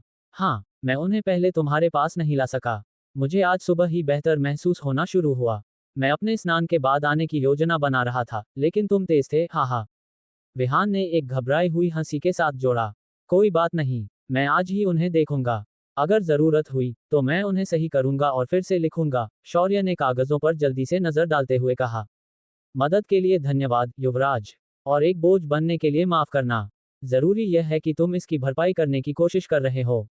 मुझे उम्मीद है कि तुम्हें फिर कभी इतनी भयानक बीमारी से नहीं गुजरना पड़ेगा, शौर्य ने जवाब दिया, फिर चला गया। विहान का दिल ढोल की तरह धड़क रहा था। उसने अपना हाथ अपनी छाती पर दबाया। आंसू भर आए और उसके चेहरे से बहने लगे। मुझे उम्मीद है कि शौर्य को हमारा पहला चुंबन याद आएगा। कि मैं उस अनमोल पल को उसके दिमाग में वापस लाऊंगा। लेकिन इतना दर्द क्यों हो रहा है? कि वह मेरे साथ ऐसा व्यवहार करता है जैसे हमारे बीच कुछ हुआ ही नहीं। ये बहुत भयानक है। मैं ऐसा महसूस नहीं करना चाहता। कुमारी अयामे, मालती ने कमरे में प्रवेश करते हुए कहा, युवराज शौर्य ने मुझे आज आपकी देखभाल करने के लिए कहा है। कमरा मंद और उमस भरा था। धूल हवा में तैर रही थी, प्रकाश की संकरी किरणों के माध्यम से दिखाई दे रही थी जो अंदर रिसने में कामयाब रही थी। मालती ने पर्दा हटाया। अयामे ने बिल्कुल भी प्रतिक्रिया नहीं दी। कुमारी अयामे, क्या आप सच में ठीक हैं? उसकी आंखों के नीचे काले घेरे देखकर। ओह, हाँ, चिंता मत करो, अयामे ने जवाब दिया। उसका लहजा ऐसा था जैसे वह अभी अभी किसी और दुनिया से वास्तविकता में लौटी हो। क्या तुम मेरे लिए कुछ कर सकती हो? बेशक, विहान को यहाँ लाओ, मैं उससे बात करना चाहती हूँ। ठीक है, बस कहीं हिलना मत, जैसे मैं पहली जगह पर चाहती थी, हे, अयामे ने एक कड़वी मुस्कान के साथ कहा। कुछ मिनटों के बाद, मालती विहान को ले आई, जिसने जल्दी से जो कुछ भी उसे मिला था, पहन लिया था। इस बार, ये सफेद फूलों वाला एक जोरदार गुलाबी किमोनो था। क्या हो रहा है? उसने चिंतित दिखते हुए पूछा। तुम कैसा महसूस कर रहे हो? अयामे ने सवाल के बदले में सवाल किया। पूछने के लिए धन्यवाद, मैं अब ठीक हूँ, ये सब मालती की बदौलत है, उसने मुस्कुराते हुए कहा। ओह, बस करो, नहीं तो तुम्हारी बूढ़ी मालती शर्मा जाएगी, नौकरानी ने मजाक किया। विहान, मुझे अपना हाथ दो, अयामे ने अपनी आवाज कमजोर करते हुए कहा। ठीक है, विहान ने हिचकिचाते हुए जवाब दिया। माफ करना अगर यह बुरा लगता है, लेकिन तुम्हें इसकी किस लिए जरूरत है? नहीं, मैं समझती हूँ। मैंने शौर्य के सपनों में उतरने की कोशिश की। मैंने लगभग सच्चाई का पता लगा लिया था, लेकिन मुझे भागना पड़ा।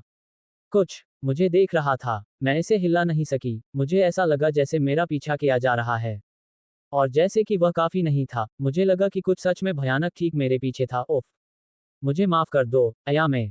लेकिन क्या मेरा हाथ सच में मदद कर सकता है? विहान ने अभी भी भ्रमित होकर पूछा। तुम्हें अंदाजा नहीं है, तुम्हारी ऊर्जा मेरी जीवन रेखा है। जैसा कि मैंने तुम्हें पहले बताया था, मैं भविष्य देख सकती हूँ। मैं जानती हूँ कि चाबी, तुम में एक ऐसी शक्ति है जिसे जागृत होने की जरूरत है। लेकिन मुझे नहीं पता कि यह कब या कैसे होगा। अभी के लिए, तुम्हारी ऊर्जा शौर्य के दर्द के लिए एक इलाज के रूप में काम करती है, और मेरे सपनों में बुराई के खिलाफ एक सुरक्षात्मक आकर्षण के रूप में। चाहे कुछ भी हो जाए, जब तक मैं सोती हूँ, मेरा हाथ मत छोड़ना, ठीक है? ठीक है, विहान ने दृढ़ संकल्प के साथ कहा। अगर मैं इस तरह भी मदद कर सकता हूँ, अगर इसका मतलब है कि शौर्य को वह याददाश्त वापस मिल जाएगी, तो मैं दुनिया के अंत तक यहाँ बैठ सकता हूँ। अब जब सब कुछ तय हो गया है, शुभ रात्रि, उसने अपनी आंखें बंद करते हुए कहा। आप दिन के बीच में सोने जा रही हैं, महारानी? मालती ने आश्चर्य से पूछा। अयामे का एकमात्र जवाब एक नर्म, आधी जागृत सांस थी। नौकरानी ने आह भरी। मैं कुछ खाना लाऊंगी। उसे कुछ खाना चाहिए, वह सुबह से बिस्तर पर है। उस पर नजर रखना, विहान। जरूर, उसने सिर हिलाते हुए कहा। जैसे ही मालती चली गई, विहान ने अयामे के चेहरे को देखा, सोच रहा था कि वह क्या सपना देख रही है। अयामे ने खुद को शौर्य की खोई हुई यादों में पाया। वह उस दृश्य के बीच में थी जहां शौर्य विहान को बचाता है। हंस के रूप में पवन देवता उस पर गुस्से और संदेह से घूर रहा था, जैसे कि वह उसकी उपस्थिति से अवगत हो। जब शौर्य ने उस देवी को मार डाला जिसने विहान का लगभग दम घोंट दिया था और खाई में गिर गई थी, तो अयामे ने पवन देवता से बात की। जाओ, उसने क्रोध से चिल्लाया। तुमने हमें पहले ही काफी दर्द दिया है। अनंत प्रेम की लौ के लिए अदला बदली। मुझे हंसाओ मत।